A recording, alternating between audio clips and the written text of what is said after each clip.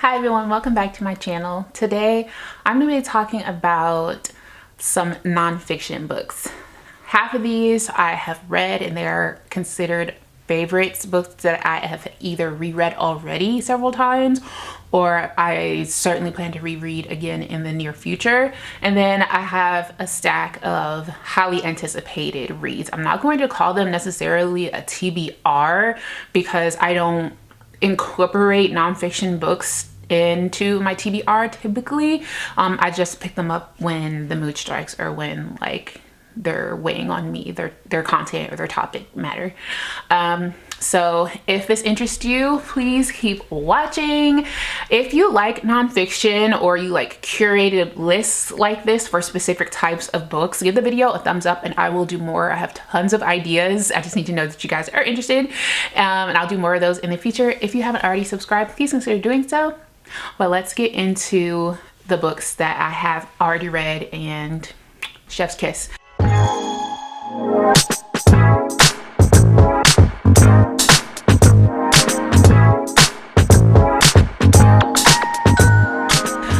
So first up, I have a book called 101 Essays That Will Change the Way You Think by Brianna Weist. It's literally 101 essays in this. It's kind of big. To be fair, I haven't read all of the essays, but I've read quite a handful and they are very thought-provoking. They're very thought-provoking and they're great conversation pieces. I was talking to my partner at the time and I would just like read some of these to him. I'm like, what do you think? Or like I would read one, I'm like, oh, this sounds like you. And it's so, again, enlightening, thought-provoking, and rightfully named. I don't know if they've changed the way I think, but they are challenging the way you think or challenging some of your experiences, and maybe even working a little bit on your emotional intelligence of like, this is how certain people might think, or this is how certain people might perceive these types of experiences and things like that. Some of them are lists, to be fair. It's not necessarily essays. It's like things to do that blah blah blah blah blah. Like for example, expectations you must let go of in your 20s. So, and then it has a bunch of lists for you're meant to be extraordinary, you are at the beginning of your life, your faults are more forgivable and your attributes are more exceptional. Lots of like mindsets, and then it goes into like explaining or debunking those myths or assumptions or expectations and whatnot, and just again challenging your thought, challenging the process of thought. And I very much like this. This is something not necessarily that I want to sit and read cover to cover, but just from time to time just pull out and have a conversation. If you have guests over, maybe not like pull the book out and like quiz them, but if you aren't great in social situations and you're worried about not having something to talk about, read some of these. And if you want, you can reference the book or loan it out. This would be a great book to loan or a great book to have for like a work book club. That would be really, really great. Next, I'm going to talk about both of these kind of at the same time. They're both by Roxane Gay. She writes about feminist issues, women issues a lot. She's a Black author and I adore her. The first one I have is Difficult Women. This is a collection of essays. I don't know how many is in here, but they're all very unique. I have a hair right here, okay? And that's why I keep like doing it's driving me nuts. Let's do that. There. Anyway, they're all very unique, very thought-provoking. I think they're fiction, but just to read a little bit of the types of stories it has, here on the back it says, a pair of sisters inseparable ever since they were abducted together as children. Another story, a woman whose husband switches places with his twin brother. Another story, a stripper putting herself through college. Another story, an engineer in Upper Michigan for a job where she is the only Black face. And it goes on and on from there. There are tons of unique situations in this book, and they are kind of under the guise of being difficult women or being presenting as difficult because you don't understand what they're going through or what they've been through. And I love this book. I loved it so much, and this is one of the ones I was saying it deserves a reread because it's been quite a few years since I've read it, but it was powerful to me. And I definitely recommend this. It doesn't read like nonfiction, or I don't even know if it is nonfiction. Now I'm thinking about it, because I think these are just, you know, essays of thought. I don't think that they're true accounts, but it's phenomenal. Phenomenal.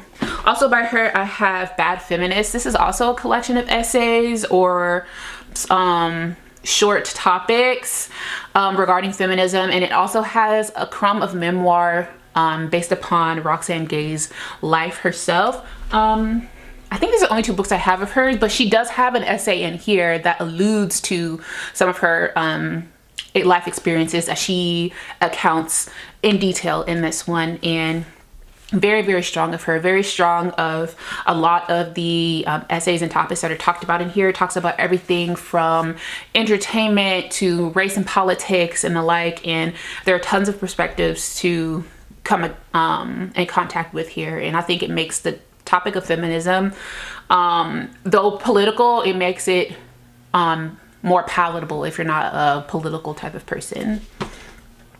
And then for the last ones, for the ones that I have read, are Rupi Kaur. I hope I say her name right. To this day, I'm not sure.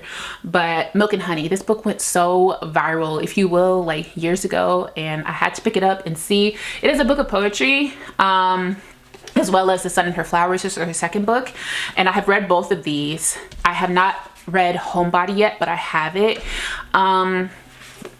These made me cry. If you're no stranger to my channel, you know, it don't take much to make me cry. I'm a very emotional person. These made me cry. She is a child of immigrants, or yeah, she's a child of immigrants. She very much writes to that effect. She honors her heritage, her parents, their strength, feminism. She is such an empowering woman and a feeling woman and a vulnerable woman to share her experiences and her thoughts and her mindset and her fears in these books.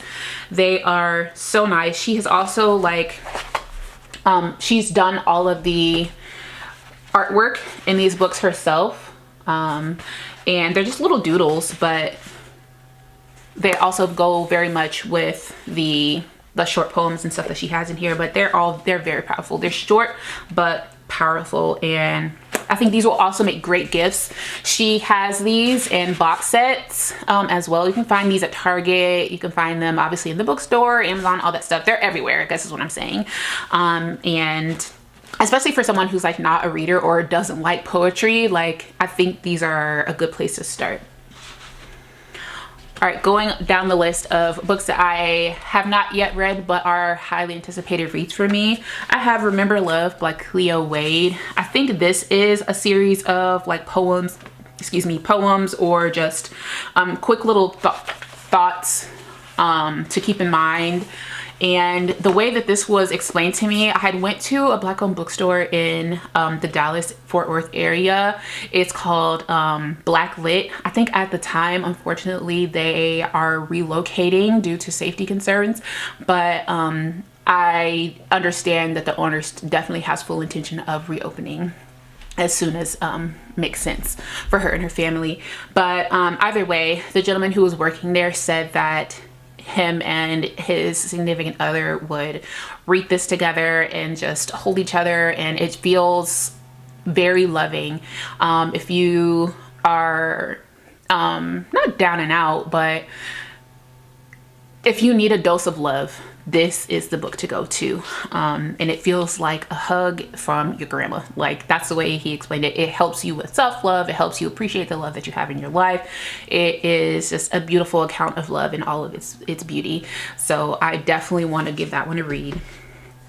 Next, I have The Warmth of Other Suns. I've read one chapter of this just to see if it was too daunting for my little pea brain.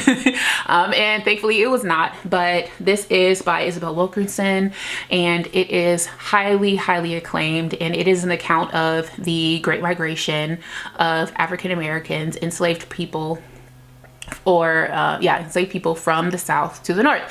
And it is nonfiction, but it reads very story-esque, if that's even a word, and it is something easily to relate to. We follow a few characters or members. I can't even call them characters because this is, again, nonfiction. It follows a few individuals, and we just get a broader picture into their life and their experiences during the Great Migration. And I really, really, really want to have this read sometime in the future, because I feel like it is a grand piece of Black history and I want to absorb it. Then I have Viola Davis, Finding Me. I don't have a lot of memoirs. I don't have interest in a lot of memoirs, but her, I adore. And I would definitely be interested to see her perspective and her experiences and her mindset and her challenges and her resilience. She is an excellent person, and I have great intrigue and interest in reading this. And I have Black Love Matters. I feel like this one doesn't really require a long explanation, but I love romance books. I love Black love. I love Black people. I love Black happiness. I love Black joy. I believe this is, yeah, these are essays that dive into Black love now and in the past, including topics such as the history of Black romance, social justice, and the Black community, and the meaning of desire and desirability. Like this, I'm gonna eat this up. I'm gonna eat this up, and this is, I can see this being a favorite already. Like Black love, like say less. And then finally, I have Atomic Habits by James Clear. I could stand to use more discipline and organization in my life. And from my understanding, this book is essays or steps or strategies in which to gain more control over your life and reframe your mind into a way that is positive, in a way that is productive, and that is going to make sense for you and be an investment in your productivity and your wants, your hopes, your dreams, your desires. Who couldn't use a little bit of that? I have this also on audio.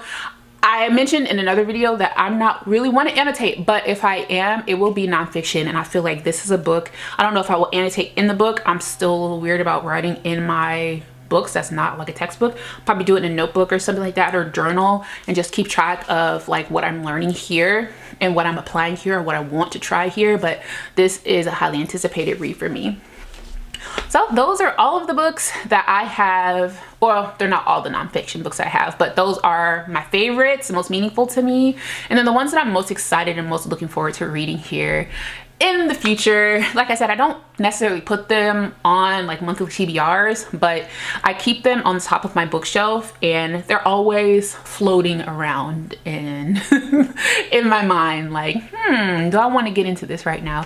And I probably won't read them all at once, probably just little bits and bites here, but I'm gonna get into those. Let me know down in the comments any nonfiction books that either align with the types of themes and topics that I have here, from, if you can gather from like what I've just shared. If you have any suggestions or recommendations, leave them down in the comments below for us so that we can get into it, because I am trying to be more mindful about my nonfiction reading in 2025. So let us know if you have any feedback, or if you've read any of these. Let me know what you took from any of these books. I would love to hear about that. Please consider subscribing before moving on. Thank you so much for watching, and I'll see you guys in my next video. Bye.